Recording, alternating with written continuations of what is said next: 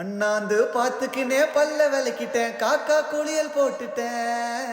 சொல்ல மறந்துட்டேன், கேலிஸ்தனி கம்பேக் கூட நாள் 8. வெளியே வந்து ஆட்டத்தை போட்டு மிரர்ல மூஞ்ச பார்த்தா போதும்டா விஷயத்துக்கு வா. அப்பத்தா ஓசில விட்டமின் டி கிடைக்கிறதுக்கு ஒரே வழி தெரியலையாடா.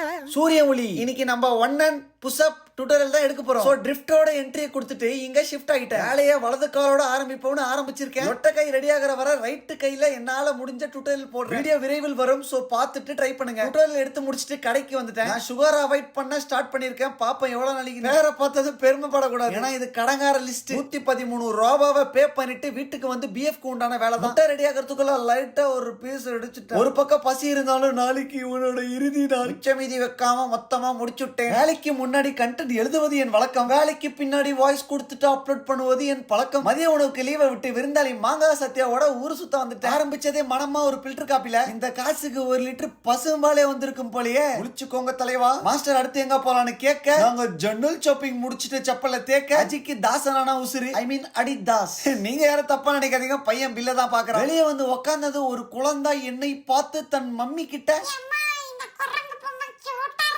இந்த டபுள் டக்கர் ரூட்டை விட்டுக்கு ட்ரெயின் தன் ரூட்டை விட்டு ரோட்டுக்கு வந்துருச்சுன்னா பாத்துக்கோங்க. இதை பார்க்கும்போது ஜாப்பிங் மாதிரி தான் தெரியும், பட் அதுதான் கிடையாது. சிமால் சமூக வேலை. இந்த மாதிரி ப்ரொஃபஷனல் ஷாட்லாம் என்னது, இந்த மாதிரி நார்மல் ஷாட்லாம் அப்பப்போ வரும்னு சொல்ல வந்து எங்களை ஒரு ஆயா அசிங்கப்படுத்தியும் வெக்கமே இல்லாம ஹாயா சிரிச்சிட்டு இருக்கோம் பாத்தீங்களா. நீங்க என்ன பண்ணணும்னா கஷ்டத்தை கவர்ல கட்டி கண்ணுக்கே தெரியாம கடல்ல கரைச்சிருங்க.